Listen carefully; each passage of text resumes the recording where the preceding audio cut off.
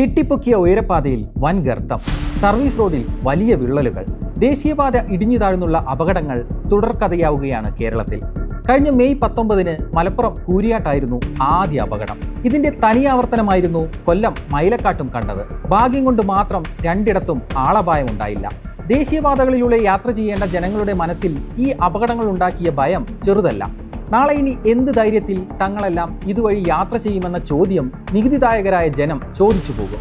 എന്താണ് ദേശീയപാത 66 സംഭവിക്കുന്നത്? നിർമ്മാണ വേളയിൽ റോഡുകളുടെ സുരക്ഷ ഉറപ്പാക്കാൻ നമ്മുടെ സംവിധാനങ്ങൾക്ക് സാധിക്കാത്തത് എന്തുകൊണ്ടാണ്?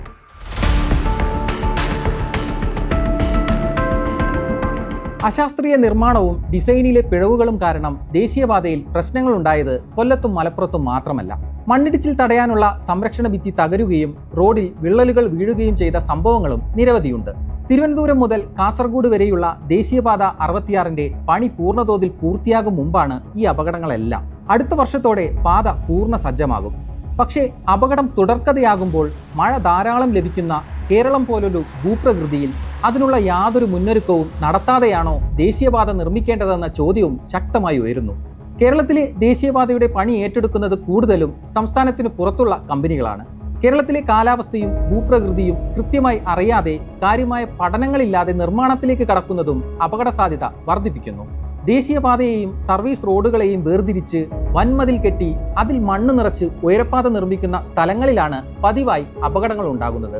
വയലുകളും ചതുപ്പു നിലങ്ങളും നീരൊഴുക്കുമുള്ള സ്ഥലങ്ങളിലാണ് പാത ഇടിഞ്ഞു താഴുന്നത്. മലപ്പുറത്തും കൊല്ലത്തും വലിയ അപകടമുണ്ടായത് ഇങ്ങനെയുള്ള പ്രദേശത്താണ്. രണ്ടിടത്തും മണ്ണ് പരിശോധന അടക്കമുള്ള കാര്യങ്ങളിൽ ഗുരുതരമായ അലംഭാവമുണ്ടായി. സുരക്ഷിതമായ മറ്റിടങ്ങളെക്കാൾ ശക്തമായ അടിത്തറയൊരുക്കി മാത്രം നിർമ്മാണം നടത്തേണ്ടിയിരുന്ന ഇടങ്ങളായിരുന്നു ഇവ. കൂരിയാട് അപകടത്തിലും നമ്മുടെ സംവിധാനങ്ങൾ പാഠം ഉൾക്കൊണ്ടില്ല എന്നത് ഗൗരവതരമാണ്. കൊല്ലത്ത് അപകടമുണ്ടായ ഭാഗത്ത് മതിയായ പരിശോധനയില്ലാതെയാണ് കരാർ കമ്പനിയുടെ നിർമ്മാണമെന്ന വിവരമാണ് പുറത്തുവരുന്നത്. ചതുപ്പ് പ്രദേശത്തെ മണ്ണ് മൃദുവായിരിക്കും. നികത്താനായി നല്ല മണ്ണ് ഉപയോഗിക്കണം.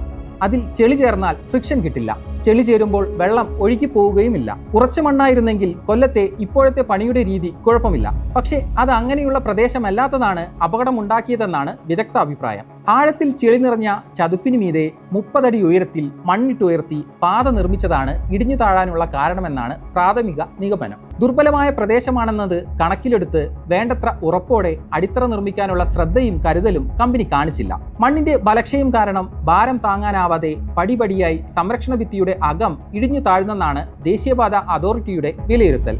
അന്തിമ പഠന റിപ്പോർട്ട് വന്നാൽ കമ്പനിയുടെ കൂടുതൽ അലംഭാവവും പുറത്തുവരാം. അപകടത്തിന് പിന്നാലെ കരാർ കമ്പനിക്കെതിരെ കേന്ദ്രം നടപടി സ്വീകരിച്ചിട്ടുണ്ട്. എന്നാൽ അപകടമുണ്ടാകുമ്പോൾ മാത്രം കരാറുകാർക്ക് താൽക്കാലിക വിലക്കേർപ്പെടുത്തുകയോ കൺസൾട്ടൻസിയിലെ ഉദ്യോഗസ്ഥർക്കെതിരെ നടപടിയെടുക്കുകയോ ചെയ്തതുകൊണ്ട് മാത്രം പ്രശ്നത്തിന് പരിഹാരമാകുന്നില്ല. നിർമ്മാണത്തിൽ കൃത്യമായ നിരീക്ഷണവും പരിശോധനകളും ദേശീയപാത അതോറിറ്റി നടത്തണം. മൈലക്കാടിന് സമാനമായി ചതുപ്പ് നിറഞ്ഞ ഭാഗത്ത് നിർമ്മാണം നടക്കുന്ന മറ്റിടങ്ങളിലും അടിയന്തരമായി പരിശോധന നടത്തി സുരക്ഷ ഉറപ്പാക്കണം. ഇതിനോടകം നിർമ്മാണം പൂർത്തിയായ അപകട സാധ്യതാ പ്രദേശത്തും കൃത്യമായ പരിശോധനകൾ നടത്തേണ്ടിയിരിക്കുന്നു. ആവശ്യമായ സ്ഥലങ്ങളിൽ കൂറ്റൻ എർത്ത് റീറ്റൈനിങ് ചുമരുകൾക്ക് പകരം കോൺക്രീറ്റ് തൂണിന്മേലുള്ള വയഡക്റ്റ് നിർമ്മിക്കാനും തയ്യാറാകണം.